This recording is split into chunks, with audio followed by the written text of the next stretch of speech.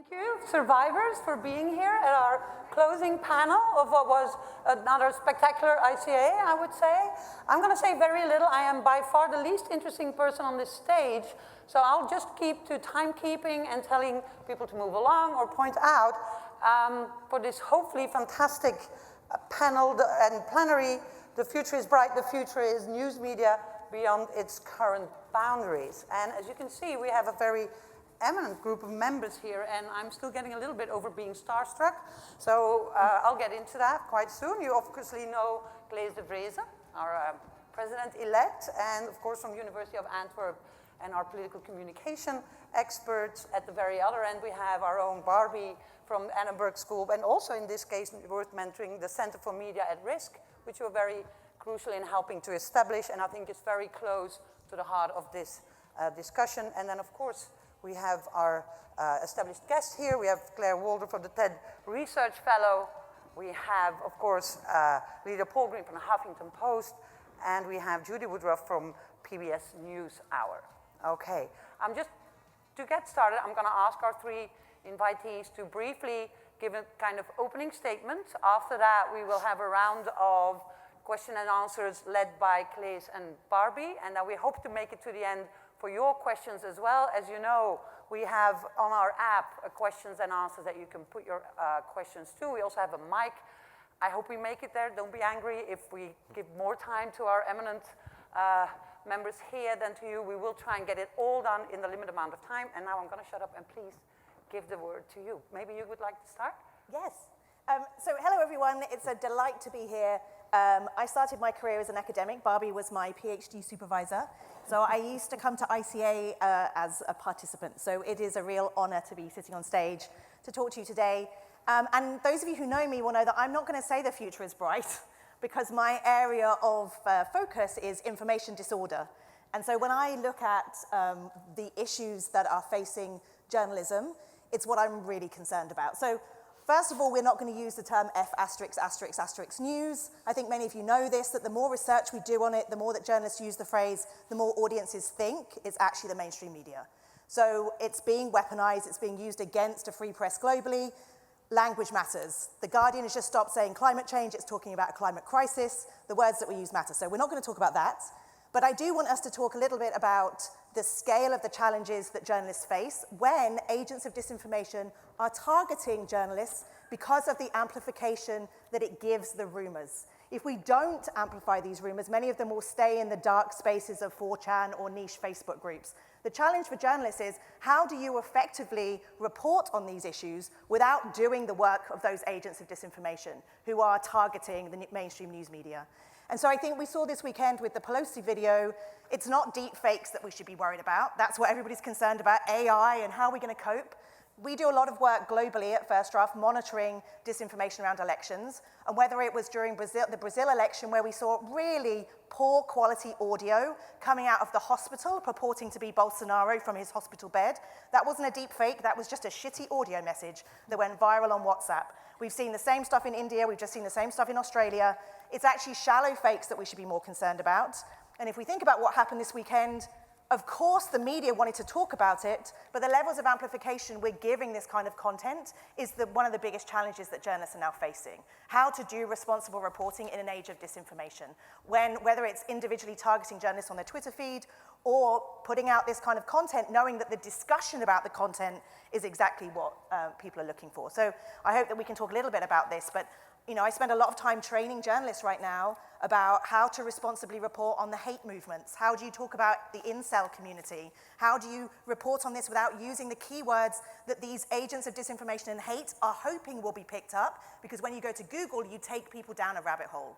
This is a completely new boundary for journalism. We don't have editorial guidelines. What are the ethics of doing reporting on WhatsApp? We don't know. What are the ethics of getting into Discord groups where people are actually actively talking about campaigns of coordination? What should journalism do in this space? And so I think that's, when we talk about boundaries, moving into the 2020 election here, but also just globally, this has happened so quickly, and I think it's about journalism trying to catch up with those new trends. Okay, thank you. Lydia, please. Wow, tough act to follow. It's great to be here today. I actually have been increasingly, I'm also not going to be terribly optimistic, I'm afraid.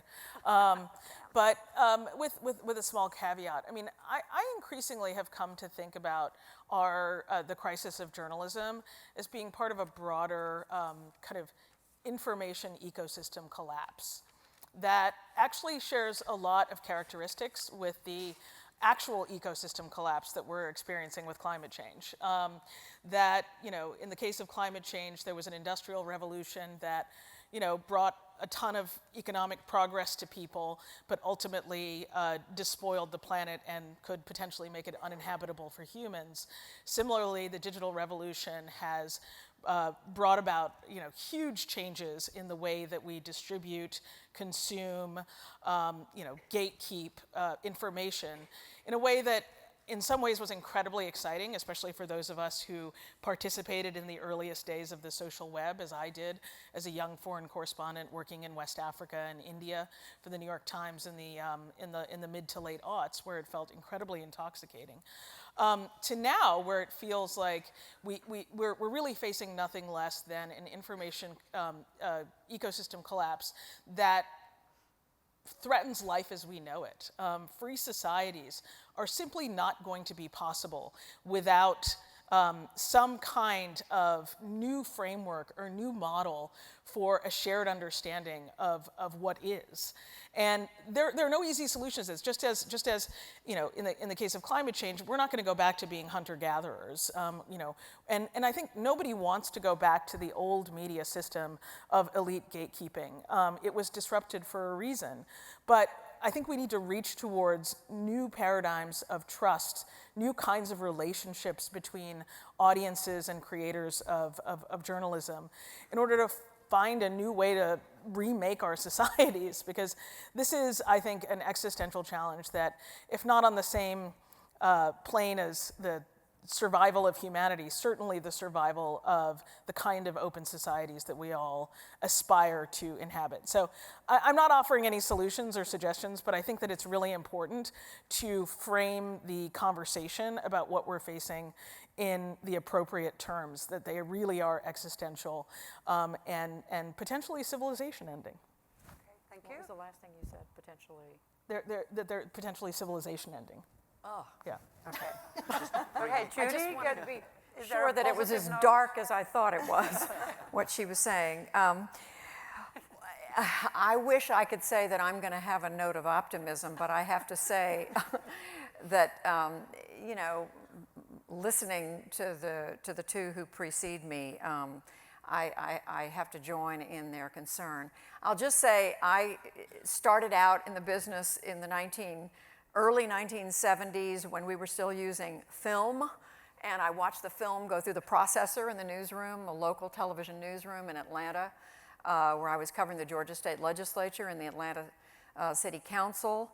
And as I think back to then, it's like I feel like such a dinosaur, because that's where I learned how journalism works. You go out, you cover a story, you come back, you put the story together. You keep your opinion out of it. I was told nobody cares what Judy Woodruff thinks. Just go out and gather the news and come back and write about it and help us understand what's going on.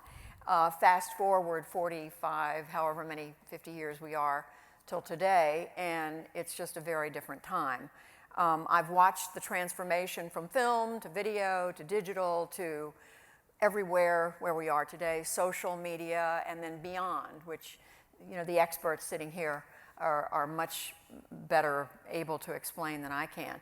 What I can tell you, though, is that I've never felt as under siege and as in a state of turmoil as we feel today in the media. I lament every day the loss of another newspaper or the layoff of another journalist in this country. As I read about the collapse of journalism, it makes me, frankly, want to crawl in a hole and cry. Because I do worry about what's being passed on to the next generation.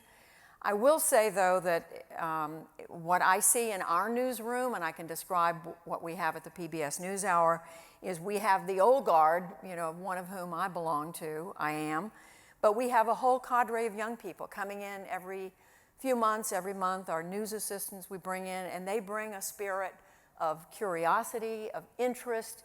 They are so smart about how they get their news and how news connects with them and their generation that I am putting a lot of my hope in what they do.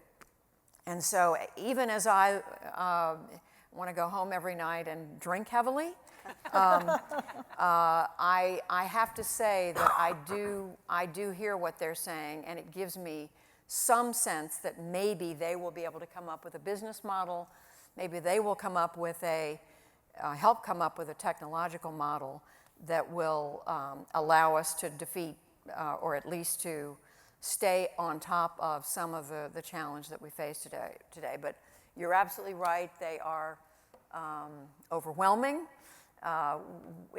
From covering this president's tweets to covering the Nancy Pelosi distortion that we are dealing with. We reported on it Friday night, and it was our lead piece last night, and we'll continue to look at it. We have to look at what is going on at the same time we report on the news. So, but I think it is a challenge for us in journalism. How much time do we spend turning the focus on ourselves and what we're dealing with at the same time we are focusing on our decision makers, policy making, politics, the lives of ordinary people. It's a huge challenge for journalism, and I believe we are up to the task, but only, as I said, because I think the younger generation brings an energy and a wisdom that they often don't get credit for. Okay, thank you all three. I think we have a unique situation here that it's now left up to the academics to be positive. This is quite new for us, but we're going to try. Thank you very much for these insightful openers. I think the first theme we're going to start with is, I'm not going to use the F word, Thank you. right? But what is the future of news content and information in the media environment, where the relationship between information and facts and news, between news and truth, has been in upheaval? Barbie, you would like to start? Sure. Well, I think the obvious question is, how do we counter what's going on better than we're doing? You've all raised the question of the kind of inbuilt reliance between journalism and other institutions, and the ways in which journalists are not really primed and they're not really capable of fighting this on their own. So when we're living in a place with blank news, you've changed our vocabulary, Claire, with fake news, with disinformation, with misinformation. What exactly do we do? What exactly can journalists do to counter that aspect of our information environment more effectively? I mean, one thing that, and again, maybe this is in fact a note of optimism, and I guess I'll, 2 points and a question and a follow-up. We were joking about people's questions and follow-ups in the back. I think that Judy's point about being optimistic with the young people coming into the profession. I also actually feel quite optimistic about young people as consumers of information. I think that, and this has been shown, I think in study after study, that there's actually a real crisis with older people, baby boomers and older, at this place where to use a awkward term, new media and old media come together. And I often think about the way that social media and cable news kind of feed off of each other. And we tend to hold up social media as being just this kind of toxic stew, but I think that the way that something that goes viral on cable news and then something that goes viral on social media and then gets picked up and chewed over in a very serious way on cable news kind of confuses particularly people who are not particularly literate in the way that information moves through the digital ecosystem. So I think younger people are savvier at understanding the way information moves, and that can cut both ways. That means that they can be more adept at manipulating the way that information moves, but I think that as consumers of information, as honest broker consumers of information, they're perhaps savvier and better at picking out what is actually worth listening to, what actually does make sense, and understanding the pathways of how something might have come to them. I don't know if that resonates with your work, but it strikes me that there's a really stark generational difference. Yeah, well, we know the research is it's actually old white men that share the most disinformation. Yeah. So this like, I'm worried about the kids. I mean, an Instagram filter is a form of manipulation, so they've grown up with it. Whereas my mum's like, this is so fancy, Claire, why would anything on this not be true? Right. You know, so Yeah. there's that difference too. But I think to answer your question as well, Barbie, I mean, we've been on stage 10 minutes, we haven't discussed the platforms yet. More people get information from the platforms, and they keep saying, as we know, we're not in the media business. And so they want quality content. And I think one thing that I'm excited about is that we're seeing more collaborations. So effective disinformation understands that our brains enjoy familiarity and repetition. With Hillary Clinton, it was emails, Benghazi, emails, Benghazi, emails, Benghazis. And in the news business, there's actually competition is part of it. Like, how do we look distinctive? How do we get clicks over our competitors? And actually, when we're in this space trying to tackle disinformation, with the Pelosi video, if we'd had more newsrooms going out at the same time with language that had been tested to know was going to make a difference in the media literacy part, we could have actually made a difference. And so we have seen collaborations in different parts of the world, recognizing that actually when newsrooms come together and amplify around particular stories, it does slow down the spread of misinformation. But that's going to require newsrooms to work more closely together to understand when does somebody press the red button and say, actually right now there's a piece of content that is traveling at a pace that actually newsrooms can play a role in slowing it down and can help the platforms say, this is something that can sit at the top of your feed and we know it will make a difference. At the moment, they've got flagging, but they don't have any mechanism to slow this down beyond flagging, and they don't know how to work effectively with newsrooms because they don't want to pick winners. So what does it look like in an information real-time crisis, whether it's around vaccines or whether it's around a Pelosi video, to say, how can newsrooms work together? In my experience, I don't know that newsrooms are that great at working together. In my experience, there's more competition than there is anything else. I mean, in the case of the NewsHour, we thought it's a story. It's a story for us to cover. And we had the choice of including it or not, but we didn't collaborate with the Times or CBS or anybody else, and we made that decision on our own. And I think everybody collectively, or not collectively, but independently made that decision. I think a lot of this, and at the risk of oversimplifying it, is, you know, if you can just take a moment, take a deep breath and look at something and say, is this important enough for us to spend 5 or 10 minutes or space on our site or on our printed whatever to analyze this, to talk about it, to amplify it. And I absolutely agree that in this case, talking about it, you know, lets the fresh air in and people understand what's going on.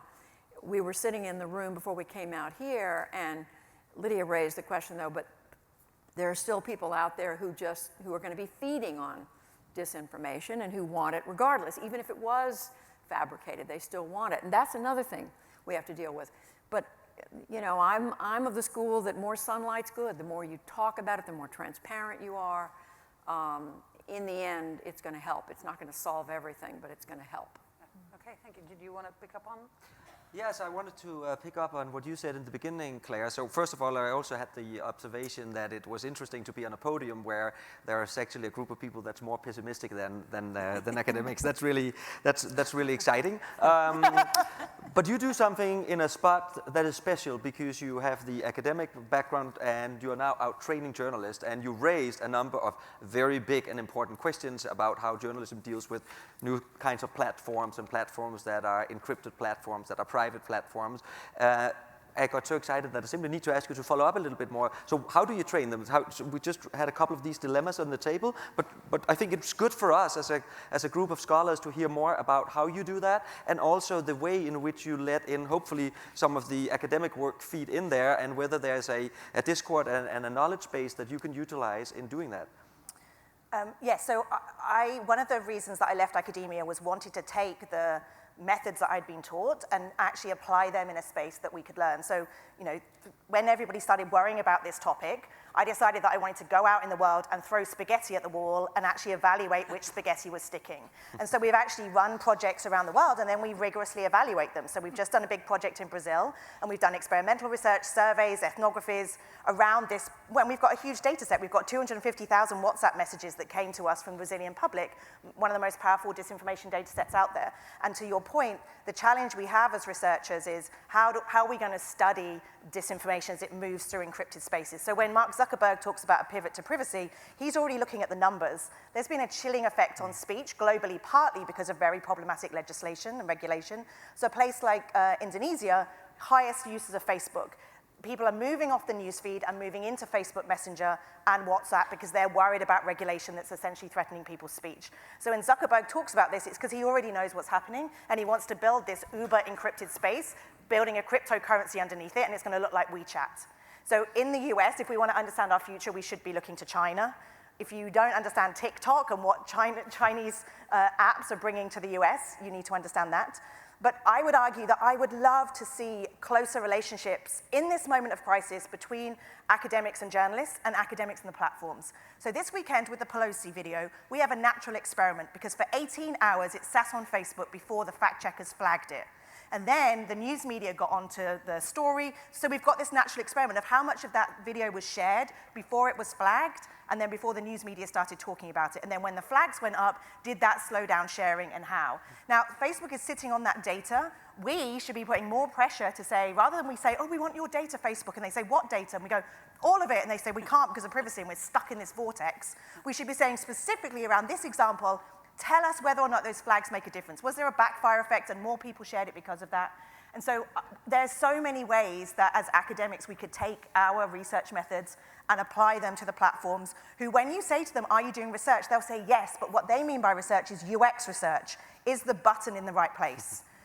Washington Post has just got a big grant from YouTube to do a typology of different types of video manipulations, and they will be adding flags to that. When I said to the Washington Post and YouTube, have you got social scientists in there with you testing whether or not those flags are making a difference with the audience? No.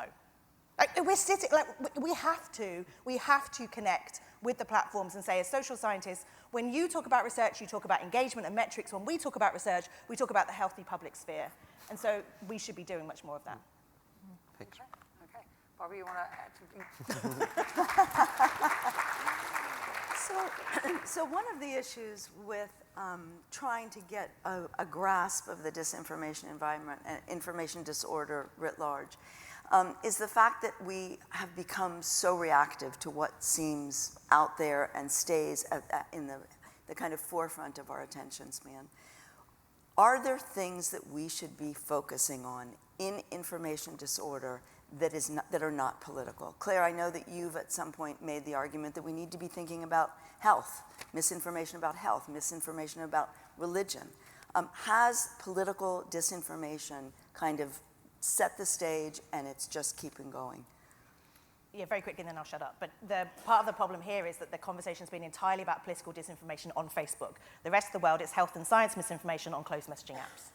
So yes, if you go, anywhere in Africa, I mean, you're a and Lydia, would you say the same? I mean, from your absolutely, and I think that the pernicious effect of misinformation, the misinformation conversation being primarily around politics, has been to force both the platform and also journalistic institutions into this defensive crouch, right, and into a place of kind of reputation management, right, rather than stewardship of the public good. I feel like both the big platforms and big news organizations are so terrified of being seen as taking sides, and they have different motivations for that fear, right? But the outcome is the same, which is that it's essentially an abdication of responsibility. And because it took place because it burst onto the kind of global consciousness in the political sphere rather than in the health sphere or in the gender sphere, wherever, there is this kind of frozen terror, and that is a very, very dangerous place. And you have to kind of, in a way, it would have been better if we had confronted this problem around public health before we confronted it around politics, because. But the reality is that even if we had confronted it around public health, even that has now become politicized, right? Your views on the climate crisis are absolutely political, but your views on vaccines are also now seen through a political lens. And that political lens is different in different parts of the world, but it tends to break not necessarily on a left-right axis, but on a kind of populist versus liberal, however you want to describe it in the political landscape of the place where you live. But this becomes a very, very complicated situation for big institutions to wade through and figure out how to manage. And maybe following up to that point specifically, that amplification dynamic that we talked about a little bit in the beginning, could you maybe talk a little bit more about that from the newsroom perspective and those daily balancing of how much attention do you devote to this and how much do you then end up partaking in this meta type of coverage? I can address that. I just would say that we do feel comfortable addressing the debates over vaccines and over the environment. It is the case that we went through, I think, a pretty long spell of feeling that every time you do a story on the environment, you are going to hear from the climate deniers, and you just have to brace yourself for that. And there was, because the NewsHour is a program that's dedicated to telling all sides of the story as the best we can, both sides at least, all sides as it is appropriate, we, for the longest time, felt that, yes, if we're going to do a story on climate, we need to hear a voice. But that time has really passed. I mean, we are now at the point where there are so few scientists, respected scientists, who are on that side. We don't feel we need to do that anymore. But we're quite comfortable tackling that now, talking about that dispute, talking about the vaccine dispute. Right now, you've got the Ebola crisis on the African continent. Is it Congo and Zaire? I can't remember now which countries. But we are trying to do some reporting on that and why that is, that it's gotten very political there. So we do try to tackle these stories. And in terms of, whether we feel comfortable talking about the disinformation piece of it, we are. I mean, it can be a trade-off, though. If you're doing a story about, I don't know, pick one of these. If you're doing a story on vaccines and what's happened, you have to incorporate the disinformation piece of it. It's now become a part of the story. And you're not doing your due diligence as a journalist if you don't report on that. I don't know if I'm answering your question, Claes. One thing that I would add to that is that, I think that we don't think enough about the role of harm reduction in journalism, right? And this has come up quite a bit because, tragically in the United States, we have had just a never-ending stream of school shootings, and anti-gun, activists, school shooting activists, have started this no notoriety campaign. Don't make them infamous and that kind of thing. And I think that for a lot of journalists, that makes them uncomfortable because we think like who this person is a story, and we should be telling that story. Ultimately, at HuffPost, the decision that we made was that we were not going to do standalone stories on the perpetrator of such acts. We weren't going to prominently display their image. We weren't going to kind of do a breakout profile of like their psychological background. And ultimately, the reason that we decided that was going to be our approach and that we were going to focus on the crime itself, the broader issues, the victims and whatnot, was actually leaned on a previous decision that we'd made around reporting on deaths by suicide. There is comprehensive research out there that shows that certain kinds of reporting on deaths by suicide prompts copycats. And therefore, as journalists who ultimately do not want to do harm, the last thing you want is for your journalism to inspire someone to harm themselves. And we just extended that logic to mass shootings because it seemed to us that the science was clear. And I'm increasingly thinking about areas where we could take that kind of harm reduction approach and apply it to our journalism. I think, as you said, we're there with climate, right? That like ultimately there just isn't a legitimate scientific perspective on this. I mean, there are industry perspectives, there are, it's going to cost too much, whatever, but there just aren't legitimate scientific perspectives. But I do think we need to start thinking about that approach in a much broader way in our journalism. How does that work for politics? I mean, this is where it becomes very complicated, right? Is that ultimately, as more and more parts of our lives become politicized, And maybe they always were politicized, we just didn't get to see them play out in such a big and public way. I think we're going to be forced to think about this notion of do no harm in a slightly different way. Because ultimately, our decision on how to cover mass shootings came from advice of experts. And if we're living in a time where expertise itself and where elite gatekeeping is fundamentally seen as suspect and flawed, where do you go from there? How do you then find models of trust and of shared understanding if, somebody's going to believe, no matter what, that vaccines cause autism? And just very quickly, you're absolutely right, which is why we need more research around harm and understanding what kind of reporting causes what impact. So, for example, around the Christchurch massacre, making decisions to not talk about 4chan or 8chan, but to talk about the anonymous web, to talk about a violent misogynist rather than calling somebody an incel.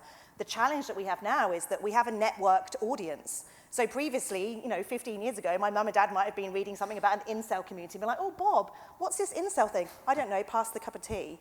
Now, somebody goes, oh, let me Google incel. And then they go down into the rabbit hole. And so the challenge of potential radicalization feels completely over the top, but I think we haven't got enough research around what that looks like, how audiences can take content that they get from the mainstream and then through their own networks be connected to people who normally wouldn't be connected. And so, I think the understanding guidelines around reporting on suicides or mass shootings, what does that look like in an age of disinformation, and what are the guidelines around how we do that well? And Charlie Warzel of the New York Times did a great piece this weekend about the Nancy Pelosi video, and he said, I worry that we're taking journalistic handbooks to an information war, and we can't work out what the new handbook looks like.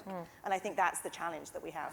I think we're smoothly, thank you for that, moving into like the second theme, right? It's sort of quality in news and how do we try to get there even better than before. And I think some of your final contributions are about, does it have to happen in the newsrooms, right? And I'm incorporating a question from one of you, I don't know who, but thank you, right? Is it about, for instance, platforms having to indicate on their site where news comes from, if it's a reliable source? Or do we need to think about the audience side?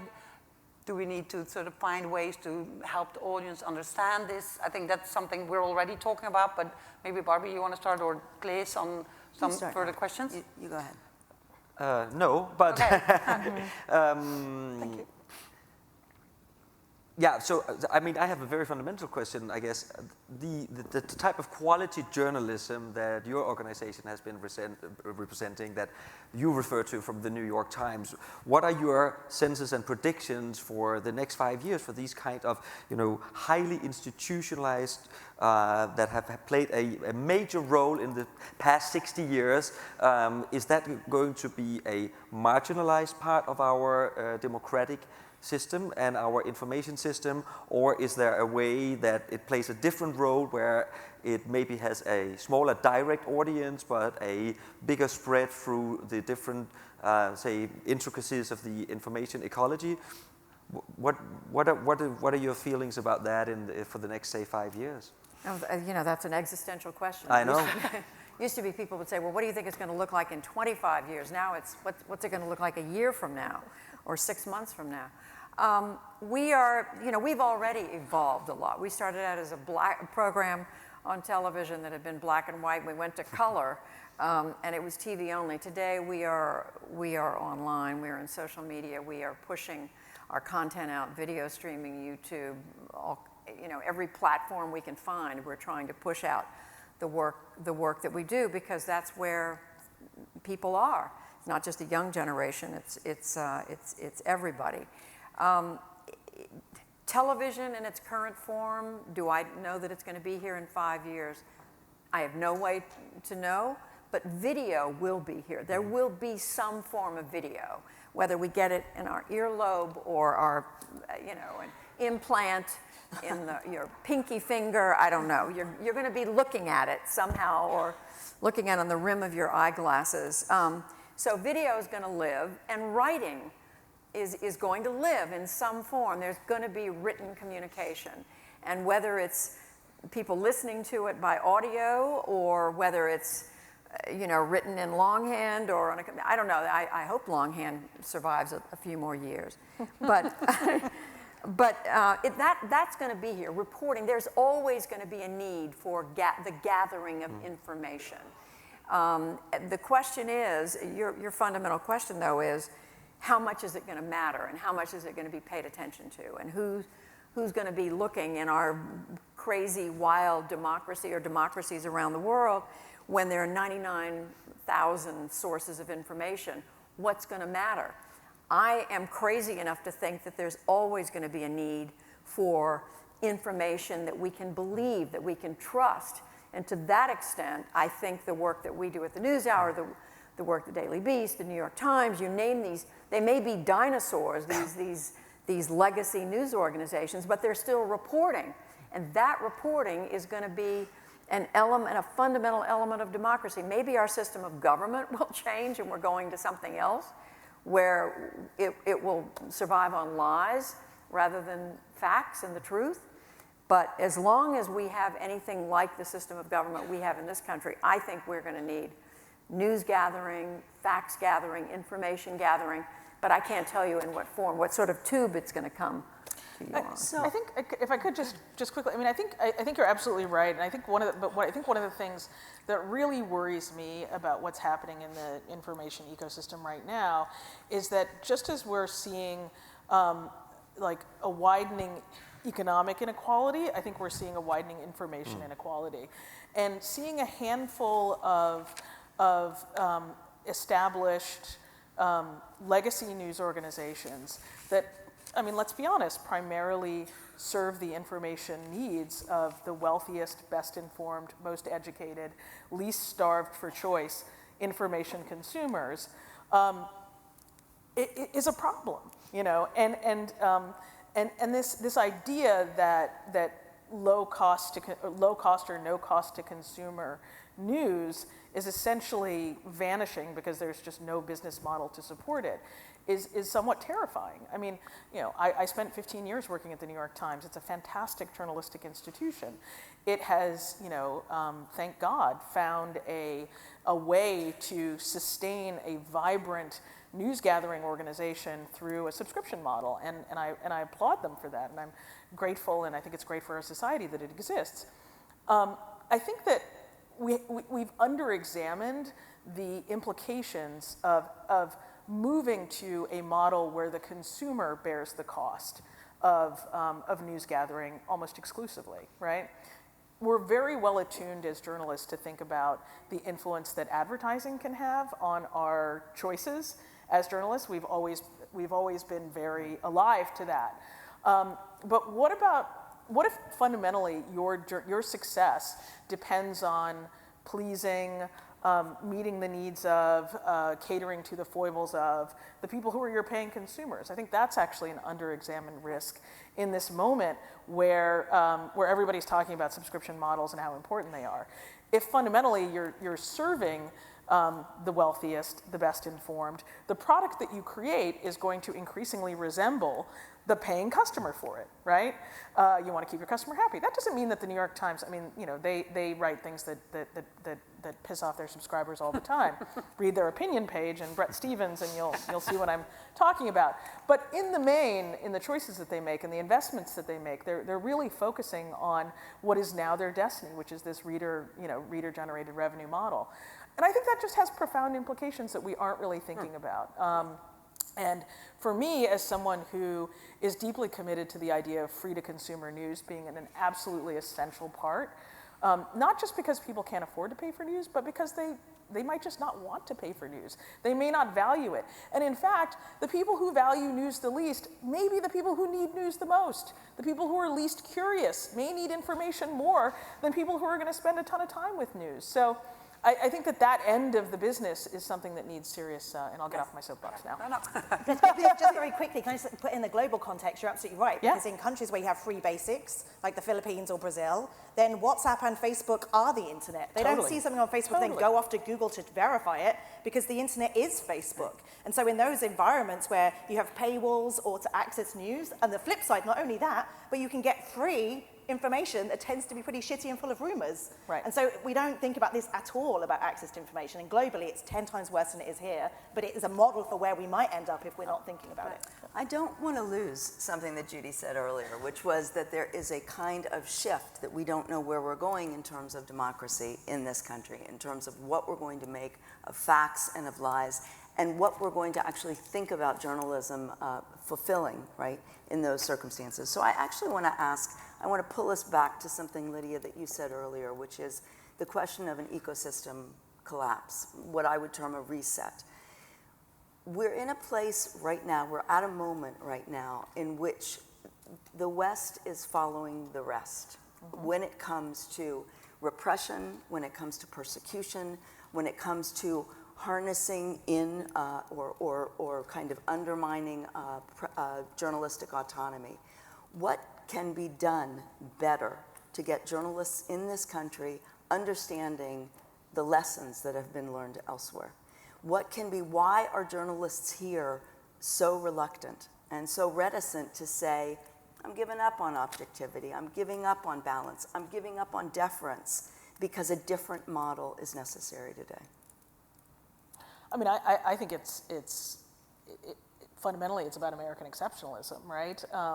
This idea that we have some special remit to be the kind of society that we are, and that gives us a kind of imperviousness to the trends that are washing over the rest of the world. I mean, you know, I was in India in the late aughts when the Congress Party was ascendant, and it seemed like they were going to, you know, govern new progressive India for decades to come. Narendra Modi couldn't get a visa to come to the United States. He was persona non grata, literally. And it was unthinkable that the BJP, the party that now governs India and just got returned with a huge majority, would be the governing party in India once again. And, you know, I think, to me as an American, in my naivete, I saw that and I was like, oh, it's preposterous. You know, there's no way that these smart, educated people that I know and go to cocktail parties with in Delhi are going to vote for a guy who basically oversaw a genocide. But people see what they want to see, and this is just the reality of how politics works all around the world. And so it was fitting that I returned to the United States in the, you know, semi-drunk twilight of the Obama years when everybody thought everything was going to be okay. And I saw a replay of those last years of Congress and then Modi coming to power. And that's exactly what happened in this country. And I think the information underpinnings that lead you to that place. I mean, what we saw in India was a catastrophic collapse of elites, basically, and in journalism, where you had newspapers, you had TV that had been consistently feeding their audience exactly what I came to believe, what I picked up in cocktail parties in Delhi, which is the BJP's over, Modi is persona non grata. The guy can't even get a visa to go to the United States. I heard that line so many times. And now here he is, you know, starting his second term as prime minister, returned to office with an even greater majority. So, I mean, yeah, we do need to think about new paradigms. We do need to think about new ways to do what we do. Okay. Do you want to pick it up? Yeah, so as an outsider to the United States, following up on Barbie's question, so one of the things that's really striking is how quickly the media system here, with an outsider perspective, has left a no man's land for news in the middle. So you used to have different flavors in television news, and used to maybe see BBC or CNN kind of in the middle. And I think to many of us that now come to the United States, we look at the United States and we discover that there's nothing left in the middle, and we still don't. Well, wait a minute. No, that's all we do. We'll get to that, and we still believe that many Americans still maybe are in the middle, though some of the polarization literature puts us elsewhere. So how does that media system, that news system, return, flip that, or is that just the only solution that's thinkable? I think Judy wants to ask. Did you want to say something? No, just that I disagree. I mean, there are some of us who are trying to report the news, and I mean, there are a number of news organizations that are trying. You're right, there's a huge pull for opinion on cable news, certainly online, on social media. It's there, but I mean, I don't think we've quite completely done away with straight reporting in this country. I think it's It's still there. It's not as central as it once was, but as we were discussing for the last 15 or 20 minutes, I think it has to be here for our democracy, or whatever we call our system of government right now, to survive. I don't see, if we go to a model that's opinion only and we drop the idea of reporting, I don't know what I think what that's that absolutely means. right, but I also think that like we need to interrogate this notion of the middle. Like, what is the middle? Is it sometimes the Republicans are right, sometimes the Democrats are right? Is the middle? It's a search for the facts. It's a search for the It's facts. a search for the facts. That's all I'm trying. Sometimes I it agree. lands on the left. Sometimes it lands to the right. Sometimes it's in the middle. But I mean, it's a search for information. I totally agree with you, but I think that when information is weaponized and when facts are, when the word fact is essentially used as a cudgel for either elitism or a leftistic fixation with expertise, where do you go from there? And so I actually think that there are a lot of news organizations that really laudably are trying to find this like middle, but I actually think that it doesn't exist in the way that we think it does.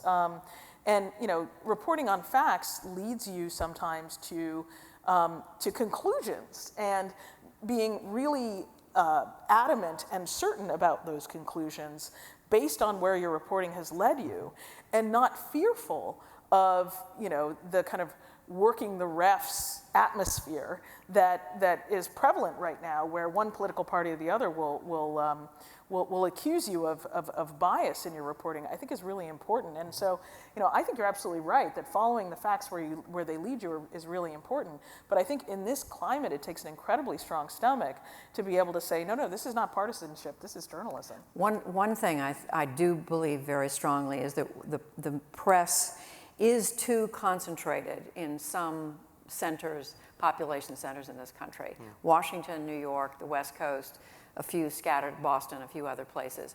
I think the media needs to we need to bolster and rebuild the media in the middle of this country, and those of us who love Washington and have lived here for 40 years as I have, we need to get out and we need to talk to people in this country and around the world. We need to get out and find out what's going on in the world and not assume we know everything because we stay in our newsroom all day long, or we, with all due respect to academia, talk to academics. I mean, we can learn a lot, but we need to get out and find out what's going on in the world too. Okay. But why haven't we done that? Yeah.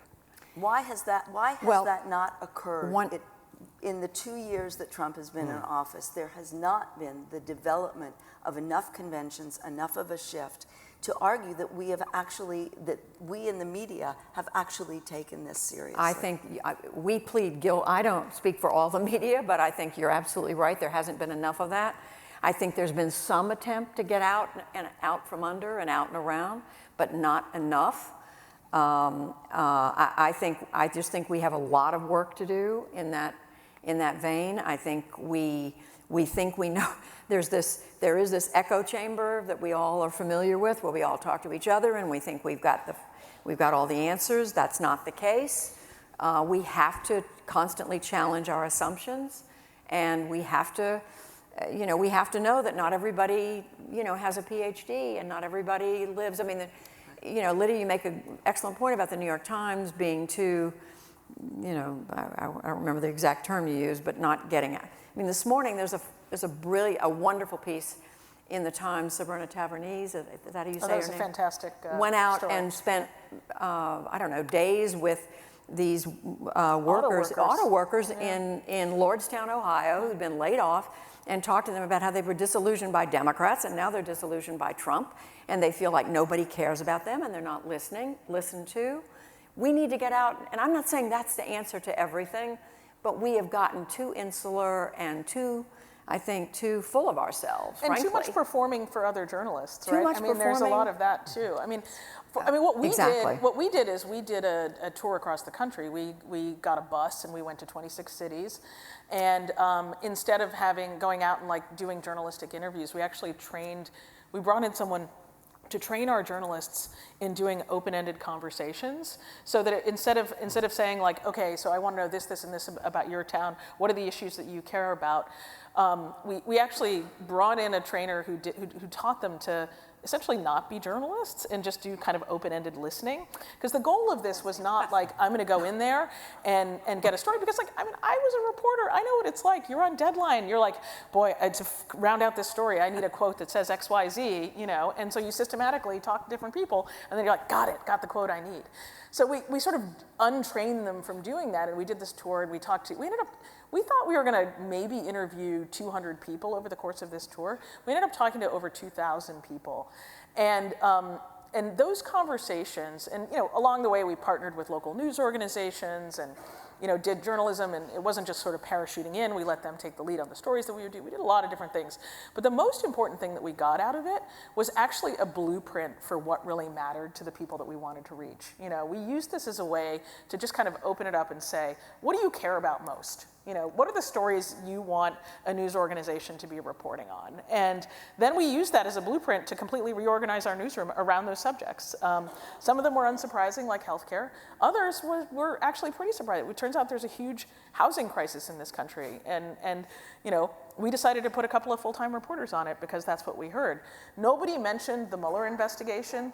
Nobody mentioned, I mean, the name Trump barely came up. So we were like, okay, Mueller investigation, not that important to folks, so we're just not gonna focus on it. Is that also in a certain way to do with the diversity of the newsroom, which is, academically we think more in terms of, you know, minority groups, et cetera, but also that you say we need to go out more, or we need to be more in touch with people from all over the country rather than a newsroom full of people who live and work in Washington, et cetera, et cetera? I'm asking a question which I wasn't going to, but Absolutely. Well, I'll ask the question. Yes. If you are going to ask the question, I mean, that was certainly your aim, Lydia. When you did the Listening Across America tour, it was to go out and figure out how to make HuffPost a different, not only liberal platform, right? That didn't work out as well as you wanted, I think. Well, no, our goal was not to make it a not liberal platform. I mean, to me, I think that I don't know what left and right mean anymore. I really don't, right? Like you know, when you're living in a world where Labour and the Tories are basically equally divided on Brexit, like I don't think it actually makes sense to talk about left and right. I think you have, you know, haves and have-nots, you have populism versus establishmentarians. So I actually, like, if people are like, oh, HuffPost is liberal, I don't really care. Like, that doesn't bother me. I think of us as having a kind of progressive ethos, and I'm not ashamed or embarrassed about that. I don't feel the need to be in some sort of middle ground. So our goal was actually not to convince Trump voters to start reading us. Our goal was to try and understand people regardless of their political background. What are the things that they really care about that have the deepest impact on their lives, so that we could do journalism that met their needs? And I think ultimately that's what this is about. We have to be playing an essential role in people's lives. We have to be providing a service. And we tend to think of service journalism as being like these 3 shades of lipstick, or, you know, what's gonna make you, you know, that you can wear on your hot date, you know, to prom or whatever. But I think of every kind of journalism as being service, and of us as being in service to our audience and really being their representative. And so to me, it's not about convincing anybody that, you know, we're not taking a side. It's being really forceful in telling our audience, we're on your side. We're here to serve you. We're here to listen to you and make our news agenda around your needs. So, you know, that's what we're trying to do at HuffPost.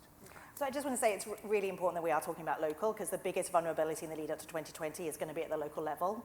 We know that, and we know that we have news deserts.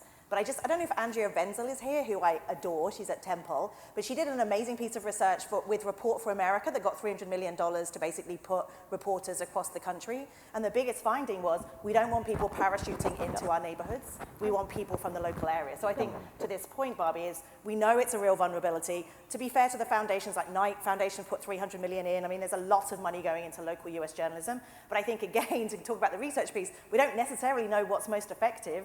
And with Report from America, it's like putting journalists into existing newsrooms. But we have deserts, we have whole parts of states with absolutely no institutional support whatsoever. So how do we rebel, knowing that if we're going to take disinformation seriously, it's happening at the local level? And the Mueller report we saw, it was about you go into local areas and you actually find activists who then become the messenger. And these local Facebook groups and Instagram accounts, like that's where disinformation is floundering. We talk about it at Washington and New York level. Real disinformation in the US is happening at the local level, and we don't have the means in these under-resourced newsrooms to even know how to find this stuff, let alone counteract it.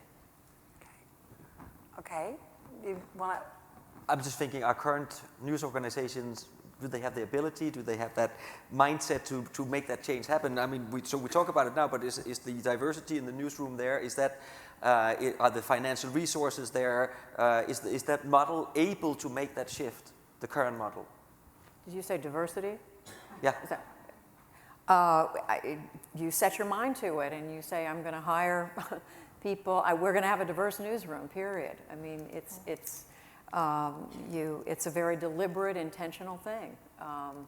We're committed to it at the NewsHour, on air, off air, in every regard. And I think we have a long way to go in the news media in this country. We don't look like America.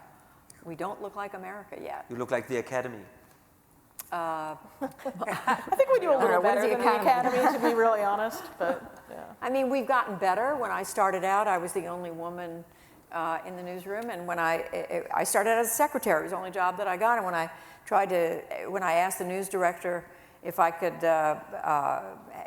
hang around after work and ask questions of the report, he said, "Why would you want to do that? We already have a woman reporter." So, I mean, we've come a long way. Our reporting staff is half women. Our on-air staff is half women, half men. Our anchor is female. Our executive producer is a woman. So CBS News just named its first woman president. Took a long time, took decades, but you know, look at Lydia, look at her job at HuffPost. I mean, we've come a long way, but do we have a long way to go? Absolutely. I mean, I think it's clear that there are rewards for news organizations that take diversity very seriously. You know, I look at my. You know, HuffPost publishes, and we have 14 editions. 60% of our audience is outside of the United States. And I think from an audience perspective, some of our most successful global editions are ones that have really embraced the challenge of elevating underrepresented voices and have really built themselves their identity around that, you know. So our newsroom in Canada, with its strong focus on Native Canadian women, you know, in India we have a strong focus on Muslims and lower caste people, and those become your trademark, and they become the thing that like really draws your audience to you and that they come to you for. So I actually think it's beyond just being the right thing to do. It's a way to distinguish and stand out in a crowded landscape. So how do we gel that with the fact that increasingly the workforce, the labor force in journalism is precarious labor? Yeah. How is diversity even? Can it even be achieved? Is it an attainable goal if what we're talking about is just being able to pluck the person who happens to be closest to a news event without any consideration for who he, she, they are? I mean, I think Judy and I probably are similar in this regard, in that, you know, I don't know how much the NewsHour relies on freelancers and information that comes from outsiders. You know, we used to have an open blogging platform that I actually shut down because I didn't believe in that model, particularly in an age of disinformation. The last thing you want is to be increasing. There's enough UGC out there. Like, that doesn't need to be our business. But I think that the economic precarity of journalism as a profession actually has profound implications for diversity, even when it comes to just being employed as a full-time staffer, never mind as a contingent worker, a gig worker, or whatever. You know, I remember when I worked at the New York Times, I came into the New York Times in a kind of fellowship program that was for young people, largely young people of color, but from underrepresented backgrounds in general. And we were trying to recruit somebody into that program, and it had worked out really well for me. I felt like I'd had a great career there. And this person said to me, like, I'm not going to give up a sure thing job that I have, even to go work at the New York Times in a kind of precarious status, because it just feels too shaky.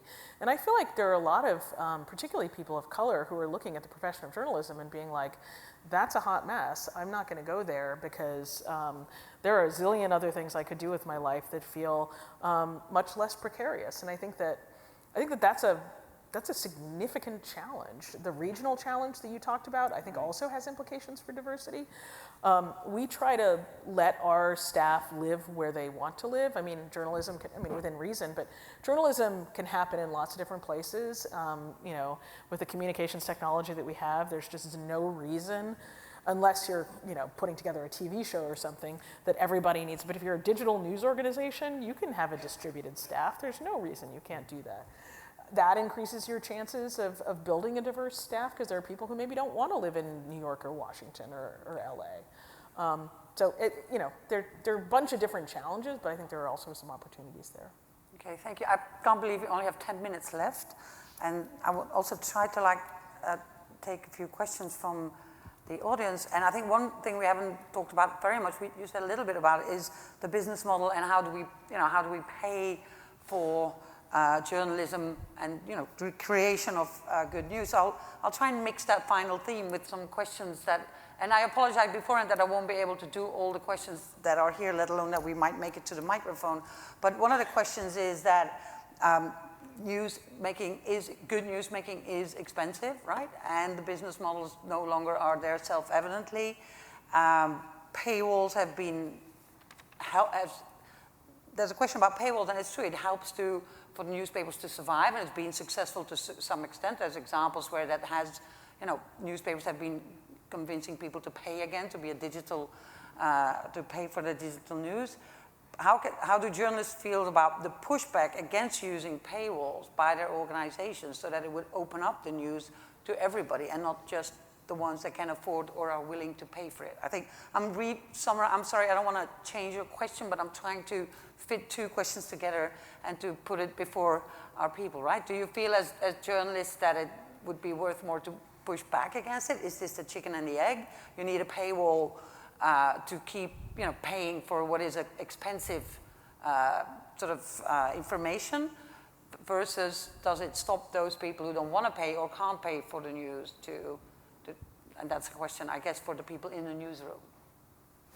I love the fact that I wish we lived in a world where all information could be free, and a lot of people think that it is free. They don't realize that it takes, you know, sweat, blood, and tears to gather the news sometimes. It takes effort, it takes work, people putting in long hours, and I think people should be paid for that. So I don't know what the sweet spot is, where you know, the people who can't afford.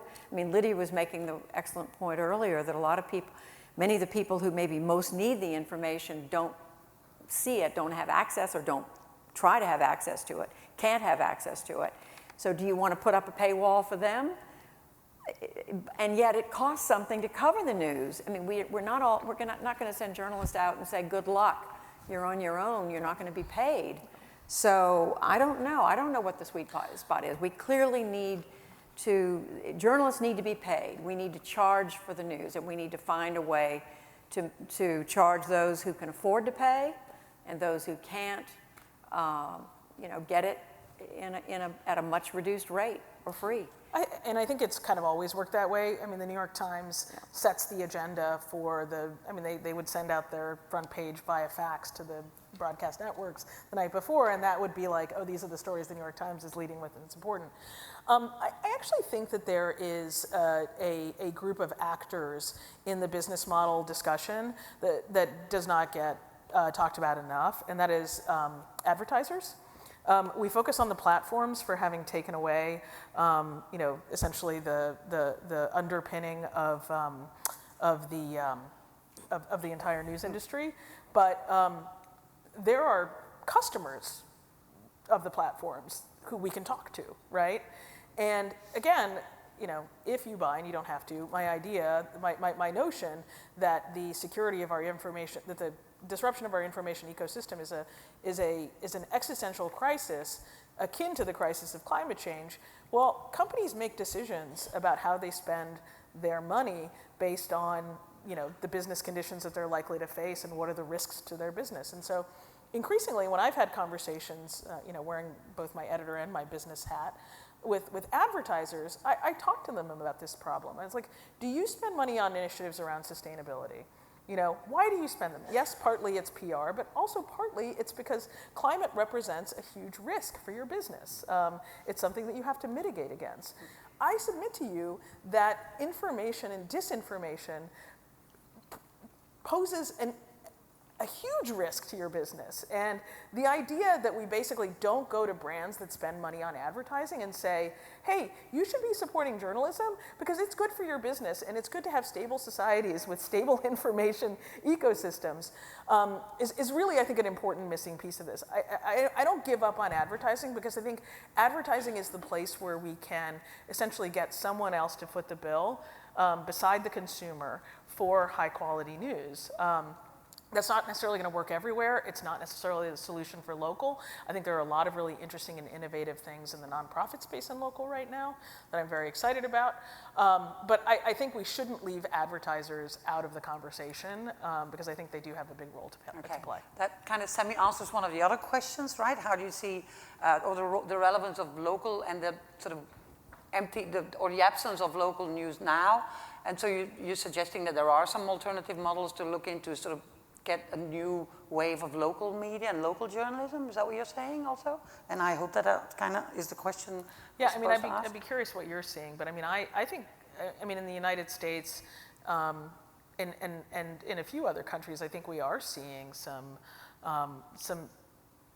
really vibrant examples of this. The Texas Tribune is one of my favorite ones. It's partly foundation supported, partly supported by members. They put on a very successful event where they make, I think, 50% of their revenue for the year. But I'm sure there are others as well. I just want to be a little bit brutal for a second. Okay. That my worry is that I do agree that there are a couple of green shoots. I worry that we're in such a crisis that by the time we actually get ourselves together to sort this out, we actually just won't have a credible journalism ecosystem in many parts of the world. And I do think that because we see journalism as so important, I struggle with the fact that we have 25 news organizations every day just reporting on Trump's tweets. Like, we can't keep doing the same thing that we've always done when algorithms dictate often what we see. And at the local level, there's a ton of shitty local news sites that you hit not just a paywall, but it takes ages for the ads to load. Like, we haven't got an actual technological model to help local news sites to say, there's a reason that nobody's coming to your news site, because guess what? Facebook loads really quickly and it's excellent. In your local Facebook group, you can get almost everything, except there's no oversight on your school board and there's none of the things that journalism exists to do, which is to hold the powerful to account. So, the business model question is important, but we're just tinkering around the edges, and foundations are starting some stuff, and there's some nonprofit stuff. We're really, excuse my language, fucked. And I honestly think that we have these conversations, these conferences all the time, and we need a radical ripping up. And of course I'm European, so I want to see much more government funding in public broadcasting. Cable companies take $80 every month from me. There's all this, cable has a ton of money we should be asking for. We need to be much more creative about how do we put a huge injection of cash into quality journalism and strong technology, because if we just fund what we've got right now, it's not fit for purpose, and we're going to have this conversation every year until we actually don't have journalism. Thanks. Okay. Shall I take one question from the room? There's a mic there. If you promise to keep it short, because we have bare minimums left. Run. Yes, you can run to the mic and have a, yes. All right, I think my question is a question that everybody in the room thinks a lot about here. Okay, so I'm gonna make it real quick. I think that what everybody in the room here is they're scientists, and they produced an amazing, this amazing, wonderful solar power plant that's out in the desert there. And then right here in the city are the journalists. And nobody has, and I'm not blaming anybody, and it's probably everybody's fault, scientists, universities, the papers, built the power lines to connect between these two things, such that there's so much information in the brain of everybody here in this room, in our journals, and it doesn't get into newspapers. And every single time I've ever every single time my papers come out and people write about my research, I don't get to double check the articles. 1 out of the 4 things written about my own research that I am interviewed for has errors in it. Every single episode of NPR that covers psychology has many, many errors in psychology in it. They have few people on the science staff. They say they have 1 PhD from Chicago. Great. You need so much more stuff going on here. I get paid thousands and thousands and thousands of dollars a day for Netflix to ask me questions about psychology. I literally ask news organizations. I will stay up late. Tell me I don't need to be quoted to do it. You got it. We Sorry. got your message. We now have 30 seconds left, I think, for an answer. So I think, Barbie, you also had a question at the end. I think what can we do for you? If I can phrase your question a different way, I think the question is, if push came to shove, what role do you see academics playing? What do you want us to be looking at? Because if we do not figure out how to better the relationship between media practitioners and academics, we are the 2 populations that nobody trusts, right? So if we don't figure out a better way to bond together, we're all in for a hard ride.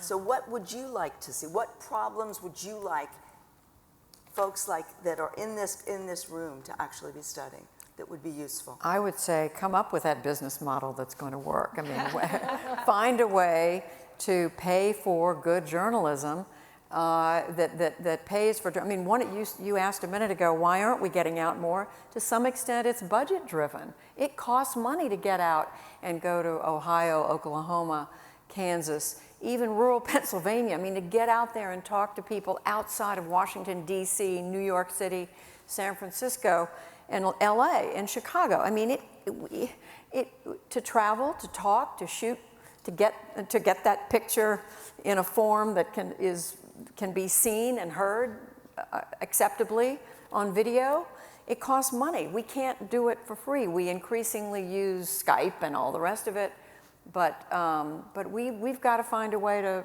raise the money. We turn to foundations, corporations, individuals, viewers like you, in the case of public television and radio, but we need help figuring that out. And we've been saying that for the last decade and a half. Okay.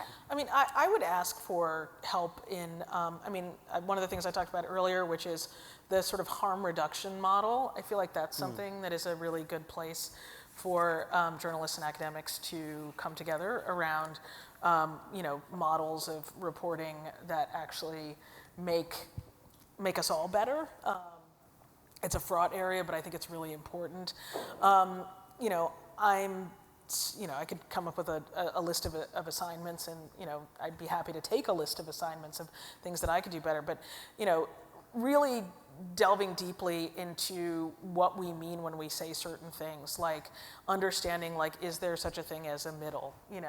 What does non-bias actually mean to people? I think all of the work that's happening around misinformation, I try to read it, I try to digest it, I try to get my reporters to write about it accurately. But we're living in a time, I think, where actually the work that you all do is maybe not widely read, but there is a community of journalists who are feverishly reading every word and keeping up with the research, just because it's so directly connected to our jobs and the future of our societies. So in a weird way, I'm actually kind of optimistic about this moment and this relationship between academics and journalists, because I think we truly desperately need one another. Okay, you want to add some? As someone who does bridge that divide. Yeah, I just got some concrete. I used to come to ICA for years, and then I stopped going and I moved into the industry, and I started going to journalism conferences and stopped going to this conference. That is utterly insane. And when I went to Puerto Rico, whenever it was, and I sat in quite a few journalism study divisions. It's not a criticism. And I was like, if we had actual journalists in the room, they would be pushing back on a lot of what you're saying, which would make the scholarship so much stronger. So what I would love to see at ICA is a day within ICA where actually you have practitioners come in and listen to your research. And similarly, like ONA, the Online News Association, which has 1 million newsroom journalists, almost hardly any academics. And it is getting better. Public engagement is, there's awards that I saw at ICA this year. There's a great people on Twitter now, and that's how you find journalists. So we're getting there, but I think there are 2 different languages here. An academic journal is written in a very different way to a journalism piece. How do we find ways to bridge that? And the conversation is a start, but we should actually find ways to put your work in front of journalists and force your work to be improved. And similarly say to journalists, why are you not including my work in your output? So I think there's actually some structural things that we could do, because the moment is right. Like, we have to do it right now. And also platforms. We have to have platforms to listen to your work as well, because the same applies, journalists and technologists. Okay, thank you. And with all this, I just want to say, yeah.